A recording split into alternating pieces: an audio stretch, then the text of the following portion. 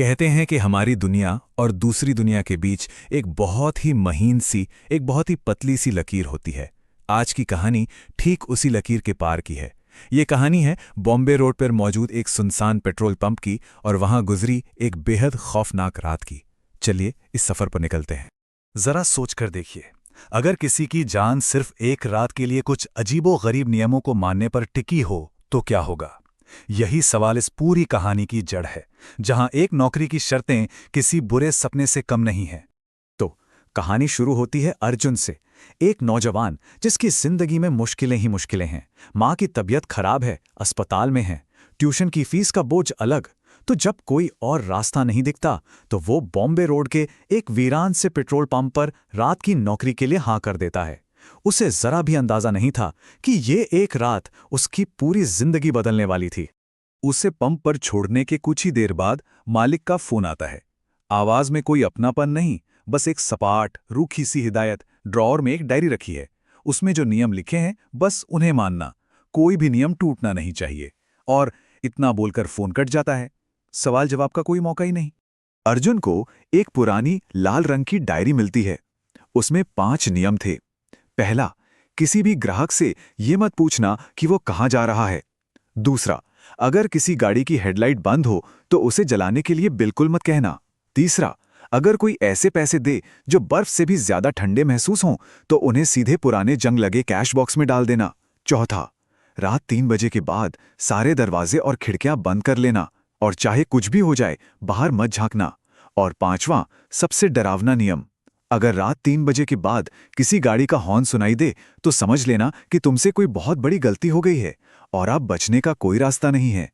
साफ था, ये नियम नहीं, एक सीधी सादी चेतावनी थी।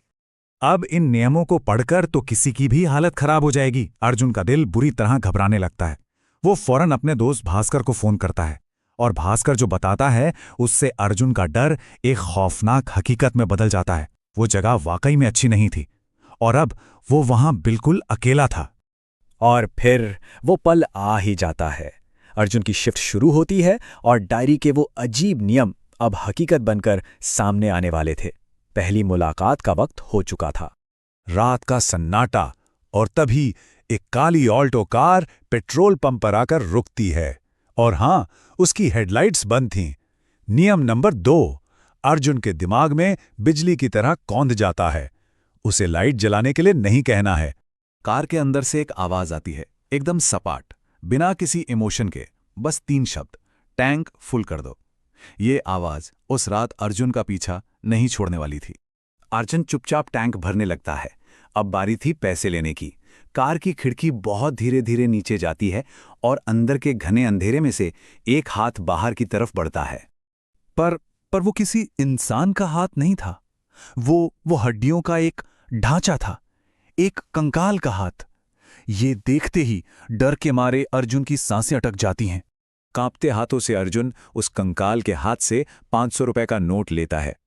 नोट सच में बर्फ से भी ज्यादा ठंडा था। नियम नंबर 3 याद आते ही वो लगभग भागता हुआ ऑफिस में जाता है और उन पैसों को उसी पुराने जंग लगे टिन के बक्से में फेंक देता है। इस डरावने वाकये के बाद अर्जुन को ऑफिस में एक पुराना अखबार मिलता है। साल था 1998 और पहले ही पन्ने पर एक भयानक हादसे की खबर छपी थी। बॉम्बे रोड पर ठीक रात 3 बजे एक बस पलट गई थी और इसके पीछे की कई गाड़ियां उससे जा टकराईं। उस हादसे में कोई भी नहीं बचा था। पहेली का पहला और सबसे खौफनाक टुकड़ा अब जुड़ चुका था। और अब कहानी अपने सबसे अहम और सबसे खतरनाक मोड़ पर पहुंचती है। घड़ी में ठीक 3 बजते हैं, वही समय जिसका जिक्र डायरी में भी था और उस पुराने अखबार में भी। हिसाब का वक्त आ गया था। और अचानक सट से पेट्रोल पंप की सारी लाइटें बंद हो जाती हैं। चारों तरफ घना दम घोटने वाला अंधेरा छा जाता है और फिर आवाजें आनी शुरू होती हैं। एक साथ कई गाड़ियों के आने की आवाज, ढेर सारे लोगों के बोलने की आवाजें। ऐसा लग रहा था मानो बाहर कोई अनदेखा मेला लग गया हो। अर्जुन एक भयानक कश्मकश में फंस गया था। एक तरफ थी जान बचाने की हिदायत, बाहर मत देखना, तो दूसरी तरफ नौकरी की जिम्मेदारी, अगर ये लोग बिना पैसे दिए चले गए तो। और बस इसी उधेड़बुन में वो गलती कर बैठता है जिसकी कोई माफी नहीं थी। वो हिम्मत करके खिड़की का पर्दा जरा सा हटाकर बाहर झांकता है और जो मंजर वो देखता है उससे उसकी रूह कांप जाती है। बाहर कोई गाड़ियां नहीं थीं, पेट्रोल पंप वीरान और अंधेरे में डूबा था। बस कुछ काले साए, कुछ इंसानी परछाइयां वहां भटक रही थीं। उनका कोई जिस्म नहीं था, सिवाय हरी रेडियम की तरह चमकती हुई आंखों के। और तभी वही काली ऑल्टो कार फिर से सामने आती है और एक लंबा चीखता हुआ हॉर्न बजाती है। ये एक इशारा था। नियम नंबर 5 टूट चुका था। हॉर्न सुनते ही वो सारी परछाइयां एक साथ घूमकर अर्जुन की तरफ देखती हैं और तेजी से उसके ऑफिस की ओर बढ़ने लगती हैं। वो साए दरवाजे पर जोर जोर से हाथ मारने लगते हैं। घबराहट में अर्जुन अपने दोस्त भास्कर को फोन लगाता है। फोन उठता है, लेकिन दूसरी तरफ भास्कर नहीं बल्कि कार से आई वही डरावनी सपाट आवाज थी जो बार बार दोहरा रही थी, टैंक फुल कर दो, टैंक फुल कर दो। और ये सुनते ही अर्जुन बेहोश हो जाता है। सुबह जब अर्जुन की आंख खुलती है तो रात का खौफ जा चुका था, लेकिन तबाही का मंजर साफ दिख रहा था। पूरा ऑफिस तहस नहस था। तभी पेट्रोल पंप का मालिक आता है और इस बार वो अर्जुन के हर सवाल का जवाब देने के लिए तैयार था। मालिक उसे बताता है कि वो सभी लोग 1998 के उस भयानक हादसे में मारे गए थे। उनके लिए वो रात कभी खत्म ही नहीं हुई। हमारी दुनिया में वक्त आगे बढ़ गया, पर वो अपनी मौत के उसी पल में, उसी रात में अटक कर रह गए हैं। वो हर रात अपनी आखिरी यात्रा को फिर से जीते हैं। और ये नियम बस इसलिए थे ताकि कोई जिंदा इंसान उन्हें ये याद ना दिला दे कि वो अब इस दुनिया में नहीं है। अर्जुन की बस एक गलती थी कि उसने बाहर झांक लिया। उस पेट्रोल पंप पर किसी जिंदा इंसान का होना ही उनके लिए एक झटका था। उसे देखते ही उन आत्माओं का वो भ्रम टूट गया। उन्हें याद आ गया कि वो मर चुके हैं और यही उनके भयानक गुस्से की वजह बना। तो फिर अर्जुन जिंदा कैसे बचा?